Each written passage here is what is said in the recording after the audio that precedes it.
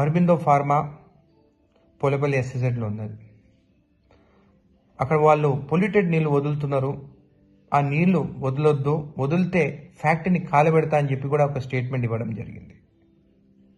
దాని తర్వాత అసెంబ్లీలో కూడా మాట్లాడినాను, పొల్యూషన్ బోర్డు యాక్షన్ తీసుకోవాలని. కానీ ఇప్పటివరకు ఏమి యాక్షన్ తీసుకోలేదు. ఏమో పొల్యూషన్ బోర్డు వాళ్ళిద్దరు ఒకటైనరో, రైతుల గురించి పట్టించుకోరో అర్థమవుతలేదు. ఒక ఎమ్మెల్యేగా నా నియోజకవర్గంలో రైతులకి అన్యాయం జరిగితే ఊరుకునేది లేదని చెప్పి కూడా నేను ఎన్నోసార్లు చెప్పినాను. ఇంకా ఓపిక లేదు నాకు. ఇంకా పొల్యూషన్ బోర్డులో కంప్లైంట్ ఇచ్చుకుంటా, స్టేట్మెంట్ ఇచ్చుకుంటా, ఇంకా నాకు ఓపిక లేదు. ఒక్కరోజు టైం ఇస్తున్నా పొల్యూషన్ బోర్డులకి. ఇప్పుడు వీడియోలు కూడా మీకు పంపిస్తాను, నీళ్ళు ఎట్లా వదులుతున్నారు.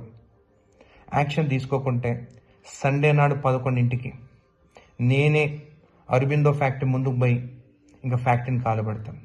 మీరు యాక్షన్ అన్నా తీసుకుంటారా, నేను ఫ్యాక్టరీని అన్నా కాలబెట్టాలన్నా అనేది మీరు నిర్ణయించాలి. పొల్యూషన్ బోర్డు, అరబిందో యజమాన్యం కూడా చెప్తున్నాను, ఇంకా చాలు.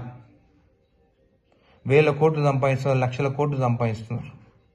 రైతుల పొలాలు మీ వల్ల అసలు పంట నష్టం జరుగుతుంది.